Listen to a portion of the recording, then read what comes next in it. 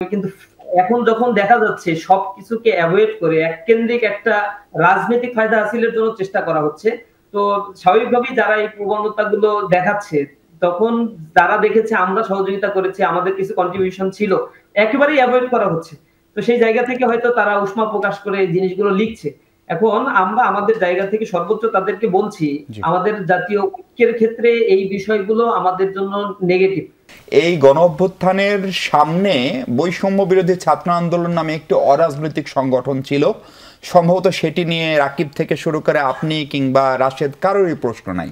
পেছনে আপনারা সবাই ছিলেন এবং একটা জায়গায় আপনারা দারুণ ঐক্যবদ্ধ, এরকম ঐক্য আমি অন্তত আমার জীবদ্দশায় দেখিনি। ফলে এই 6 মাস পরে এসে এই ক্রেডিট ভাগাভাগি বা নেতৃত্বকে সে আলোচনাটাকে সামাজিক যোগাযোগ মাধ্যমে নিয়ে এসে আপনারাই বা আসলে কি প্রমাণ করতে চান, বা এটি খুব জরুরিও ছিল কিনা? জি, আপনাকে ধন্যবাদ জানাচ্ছি। মূলত ফেসবুক বা সোশ্যাল মিডিয়ায় যে আলাপ আলোচনাগুলো চলছে, এগুলো তো প্রত্যেক ব্যক্তি তার নিজ নিজ জায়গা থেকে বলছে বা দেওয়ার চেষ্টা করছে। আমরা কেন্দ্রীয় সভাপতির ফেসবুক পেজ থেকে স্টেটমেন্ট দিয়েছে, বা আমি পার্সোনালি আমার ফেসবুক পেজে বা এই জিনিসগুলোতে খুব বেশি কোনো কমেন্টস করি নাই। বা এগুলোতে আমরা মনে করি এই ক্রেডিট ভাগাভাগি করা বা এখান থেকে কোনো ফায়দা হাসিল করা, এই জিনিসগুলো আমাদের জন্য জাতীয় ঐক্য বিনষ্টের অন্যতম একটা কারণ। তো এই জায়গা থেকে আমাদের সকলের বিরত থাকাটাই বরং ভালো। আর যে অভ্যুত্থানটা হয়ে গিয়েছে, এখানে তো অনেক ট্যাক্স স্যাক্রিফাইস এর একটা বিষয়। তো এই ট্যাক্স স্যাক্রিফাইস যে মানুষগুলো করেছে, সেই মানুষগুলো নিঃসন্দেহে একটি সুন্দর বাংলাদেশ দেখতে চেয়েছে।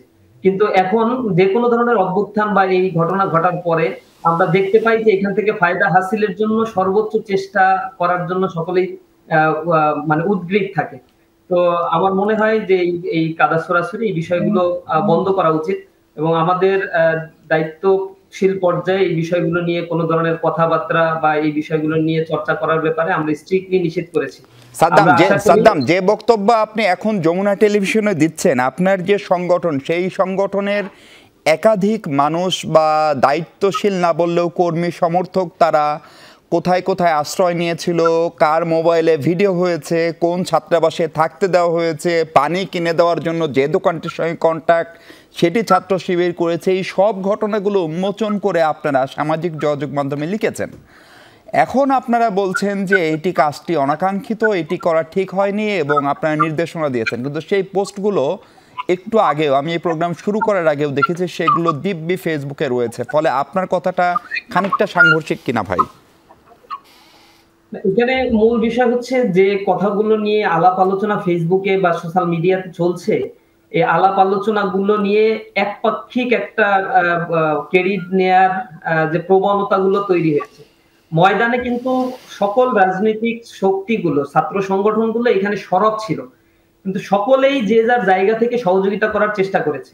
তো যখন এমন হবে যে আমি আমার কথাগুলো হাইড করে আরেকজনের উপকার যতটুকু আমি পেয়েছি সেগুলো হাইড করে আমি চেষ্টা করছি নিজের গুণগানগুলো সামনে তুলে নেয়ার জন্য এবং এখান থেকে রাজনৈতিক ফায়দা হাসিলের জন্য। সেই জায়গা থেকে যারা মূলত অ্যাসোসিয়েশন করেছে, হেল্প করেছে, খুব কঠিন একটা সিচুয়েশন তখন চলছিল দেশের।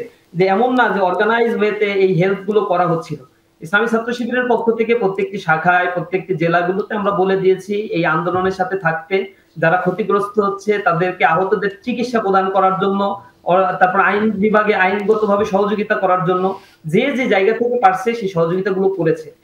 কিন্তু এখন যখন দেখা যাচ্ছে সবকিছুকে অ্যাভয়েড করে এককেন্দ্রিক একটা রাজনৈতিক ফায়দা হাসিলের জন্য চেষ্টা করা হচ্ছে, তো স্বাভাবিকভাবেই যারা এই প্রবণতাগুলো দেখাচ্ছে, তখন যারা দেখেছে আমরা সহযোগিতা করেছি, আমাদের কিছু কন্ট্রিবিউশন ছিল, একেবারেই অ্যাভয়েড করা হচ্ছে। তো সেই জায়গা থেকে হয়তো তারা উষ্মা প্রকাশ করে এই জিনিসগুলো লিখছে। এখন আমরা আমাদের জায়গা থেকে সর্বোচ্চ তাদেরকে বলছি, আমাদের জাতীয় ঐক্যের ক্ষেত্রে এই বিষয়গুলো আমাদের জন্য নেগেটিভ। সুতরাং এই বিষয়গুলো থেকে